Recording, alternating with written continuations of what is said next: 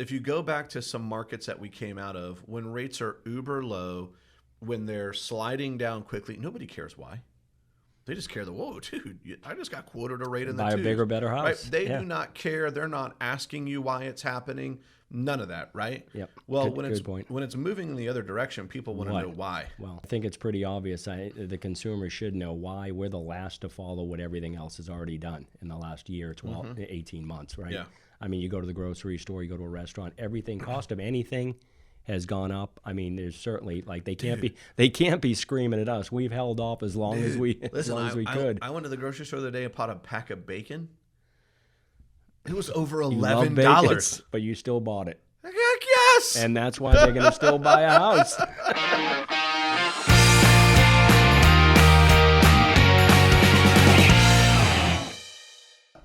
Welcome to another episode of the Contacts to Contracts podcast. I am Bryan Lovell, always here with the amazing John Jones. What's up, man? What's up, dude? Nice to see you. You too. Yeah.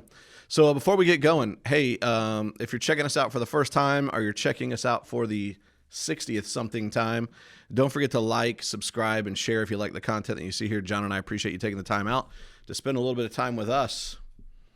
So, John, I figured there's a conversation I think worth having. So let's get into it. What do you want to talk about? So about 2022. Yeah, we're talking about 2022. So over the last couple of weeks, maybe week and a half, 2 weeks, I've taken a number of phone calls from loan officers, branch managers, yes, at all levels of production, who are a little bit nervous, asking like, hey, Bryan, what do you think is really going to happen in 2022, right? And I think we just came out of Q4, which, historically we see a slowdown in pre-approvals and what have you, and then you roll into the new year. And hey, listen, not for nothing, but in the last week and a half, we've seen a pretty significant change in interest rates. It's going in the wrong direction. Yeah, going in the wrong direction. I think people are starting to get a little bit nervous. So I figured we could spend a little bit of time talking about, hey, first of all, your business is a reflection of the activities that you do, not a reflection of the market. Right. So, we've said this before, like if you're going to let the market dictate your business will ebb and flow with how the market goes. But if you let your business be activity based, that you'll be okay. Right. That's the one thing you can't control. You can't control the market. No, you can't. You can only control the things you do in the market. Right. So here's my thoughts. Listen, I think first of all, in terms of the rate game, I think that agents are going to sell homes whether rates are 4% or 14%. A lot of those deals will be cash, but they will continue to sell. Again, we don't want to set the panic button, but rates are going to probably trickle up towards, close to 4. The predictions. Oh God, not 4%. We got back to 4%. Which doesn't substantially change your payment from where it was at 3 to 3.25. Yeah.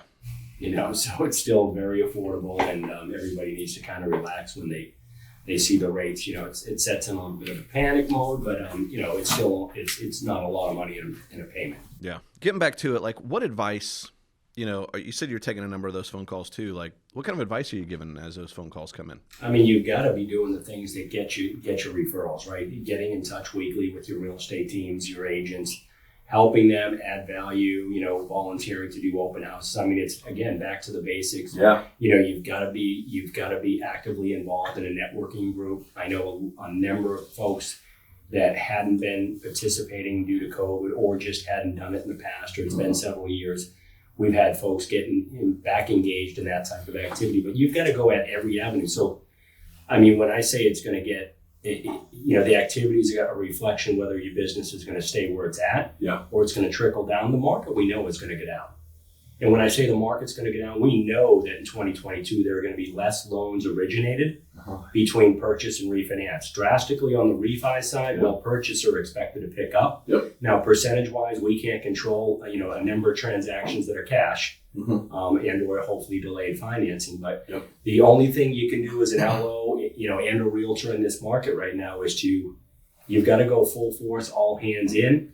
The statistic I just heard today, there are more licensed realtors in the United States than ever before. Wow. We just topped 1.5 million national realtors. Wow, that is crazy. So there's just more people out there fighting for the same number of transactions. Yeah. No difference as we've talked about here in Florida in 2021. From 2020 to 2021, we jumped 22%. Yeah. Licensed originators. So that pie, there's more people coming after it, right? You've got to be out there front and center, fighting for maybe a little bit less on transaction. I think too that if you heard what John said and you're an LO, what I would do is also need to put a hedge of protection around the people that you've already working with. Absolutely. Right, because a lot of those folks that have made a huge living the last couple of years off of refis, they still have families to feed. They're smart business people. They're going to figure out how to keep it going. And if the larger piece of the business is purchase than it was before, they're going to start getting into that purchase money game. And you need to make sure you put a hedge of protection around the referral partners you're working with. But at the same time, you've got to make sure that you're building some others too. And that's what goes to that. All of the things that you just said about working in the market, like don't let the market dictate your business. You've got to dictate the things that you do in the business, and the networking and doing open or fighting harder for your transactions. The number of units. There's going to be people coming out. The people that were in the refinance game, that market. You see it already on the LO chat groups, the new LO chat networking groups. I mean, they're now looking for ways to creatively get in front of agents, and so. Oftentimes it is whoever was in front of that realtor. I hate to say this, who was last. Who was last? That's top of mind. So you've got to find a way to stay top of mind. Yep. One of the things that we're all guilty when I originated. Definitely didn't have the technology to stay front and center of agents, but if you don't have a plan with your top agents or the agents that do refer business to you, typically on a weekly basis, you've got to be talking to them every week. Yeah. I mean, if you're going 3, 4, 5 weeks, even though you're talking to other agents, you're busy. We have many people that don't recognize quick enough. Sure. They've lost one or two. Yeah, right? Sure. They're like, hey, sure. Where did Wendy go? Yep. All of a sudden it's like, I haven't heard. It's been a while. Let's give her a call. And guess what? Wendy's working with somebody else down the street because that person is aggressively, soliciting her referrals. Yeah. So John brings up a good point. Here's a pro tip. I would go through and print the buy side and the list side, buyer's agent and the list agent, of every transaction you've closed in the last 2 years, right? And if you can, I would sort it by who referred you the deal, the buyer's agent.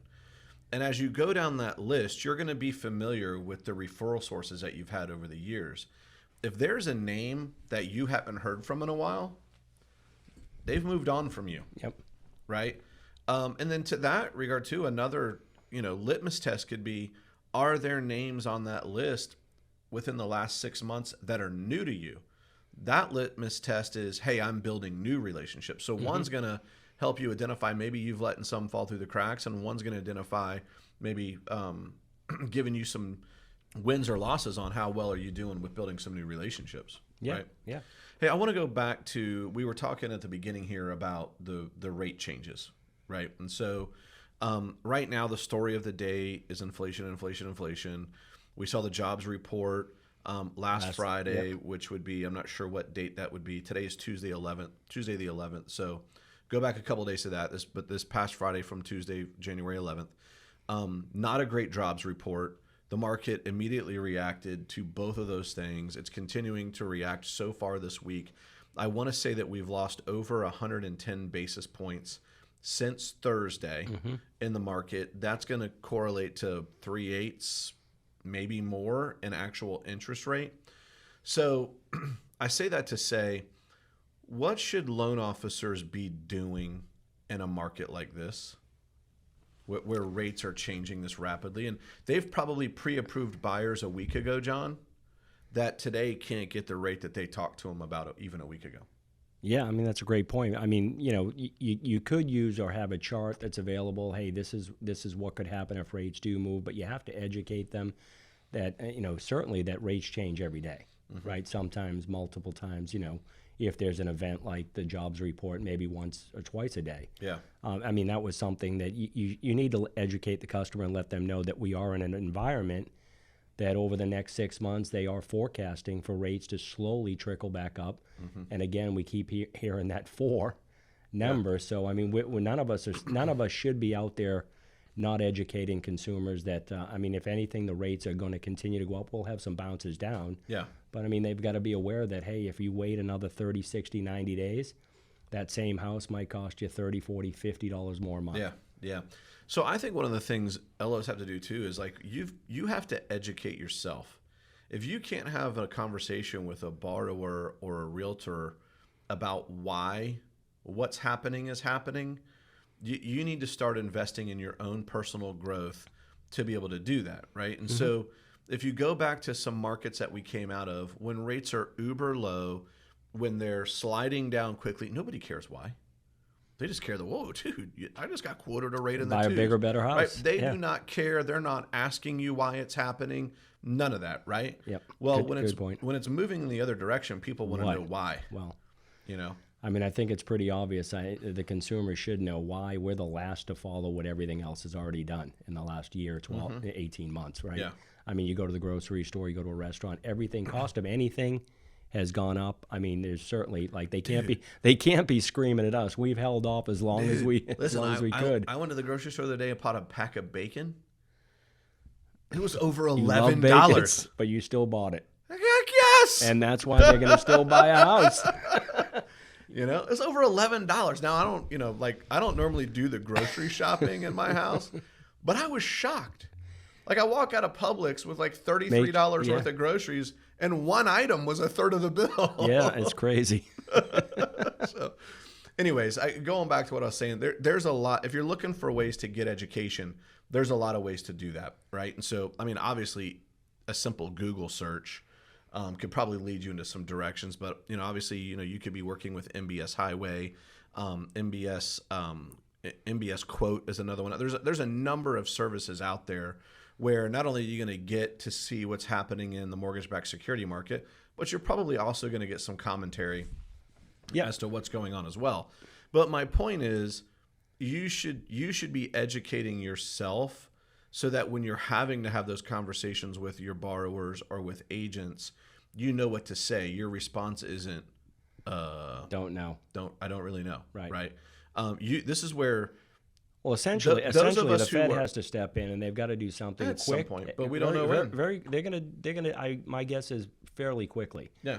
To try to curb inflation. I mean, we haven't seen anything like this since the '80s.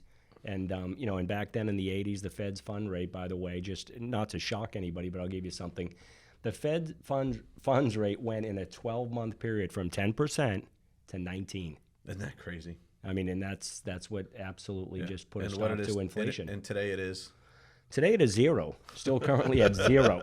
So, I mean, but they're going to have to do something for, let's not get into politics, but we've talked a lot about this. I mean, they printed money. Yep. They're sending checks out monthly to families. So what does that do? It allows families to spend more, stimulate the economy, and you may or may not agree with it.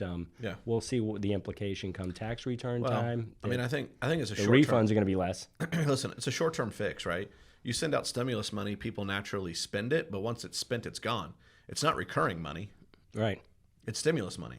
Right. And so I think it gives you a brief tick up in the economy, but it is very short lived, But again, these are all things that as a professional loan originator, you need to educate yourself to be able to have these conversations.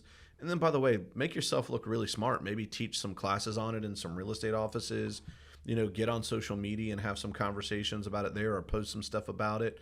But I think as the pie gets smaller, John, like you mentioned that, overall, if there was this many loans, now there's this many loans because so many refis have dropped off. So the pie is overall getting smaller.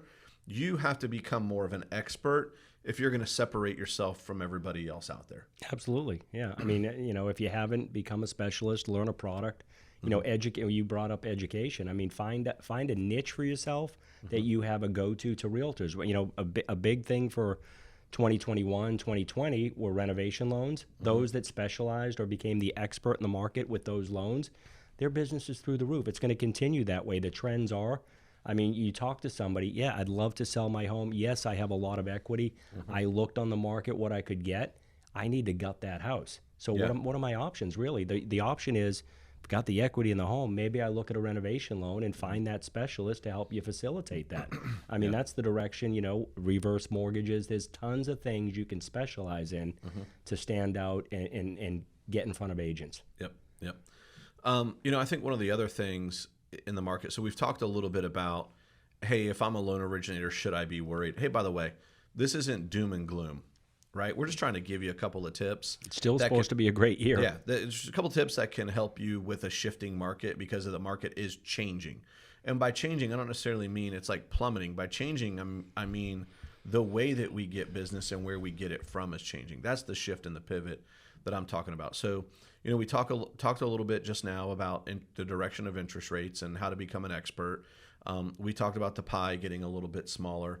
I think there's one more thing I want to talk about real quick, and then you may have some stuff too, but I love this time of the year, okay? Because historically, we see activity in our business slow down during the holidays, November, December, and almost like clockwork, the first week of January, boom, game on, takes off like a rocket. Yeah. Right. And by the way, I'm looking at some data from our company. And usually it's not as quick this year. I mean, you're going to share some in a minute, but normally when I originated, there was still a lull till about the second week of January. It usually waited until about the 10th, right. 12th. It's about the that second first week out of the gate, was unusual for us this year. You can share some stats on some numbers, but it's game on again. Yeah, and I use this as an example because one, it's the data set that we have, but we also a pretty large company, so I feel like that gives a good data clarity. set. Nationwide. Yep. So we had some of the best activity we've seen in 13, 14 weeks last week in terms of pre-approvals. That's very encouraging. New applications. Yes. Yep. Over almost 85% of that was purchase, right, which is indicative of the fact that interest rates went up as much as they did last week. I took a sneak peek before we walked in here today, so that we're recording this on a Tuesday, which means like we really only we run our reports Sunday through Saturday, so we have a day and a half.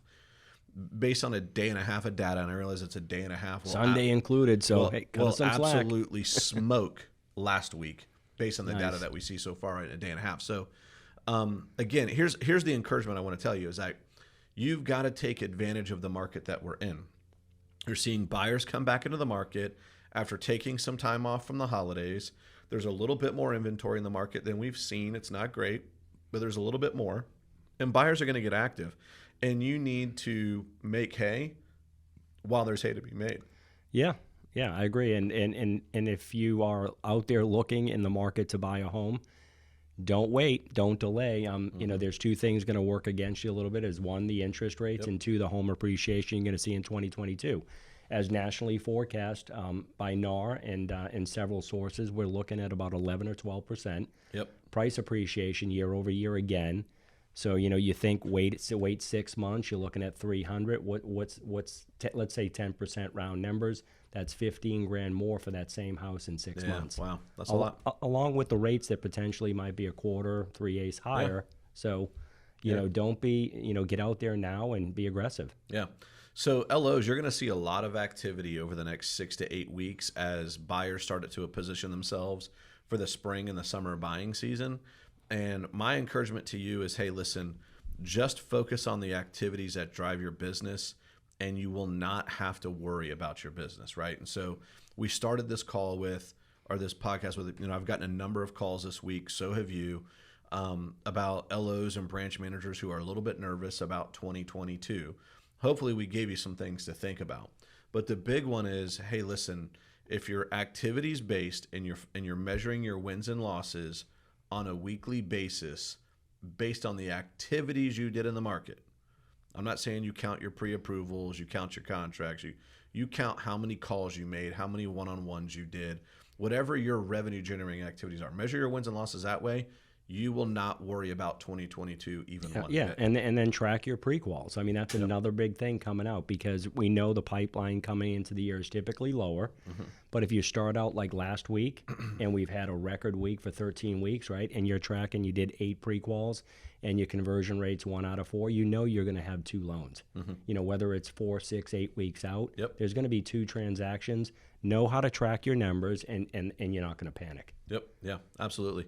Dude, anything we missed out on this little short conversation? No, man. I think I wish everybody a great 2022. I do think I'm optimistic. I think low inventory. The rates aren't going to go crazy high. I mean, it's going to be another banner year for us in real estate and mortgages. So I'm kind of excited to continue weekly chat and see where we go. Yeah, me too. I'm sure we'll have a lot of conversations about it yeah. because I think we're going to see a lot of more ebb and flow this year than we've seen since we really started this podcast. Right. So yeah, well, this is the first time it's kind of going the other way for us, right? Yeah. So yeah, we'll probably have. So you're right. We'll probably have some really cool conversations over the next couple. You know, of months. and the other thing is, people, unfortunately, you know, in a market like this, you know, there's going to be times where you're going to have a buyer you're working with.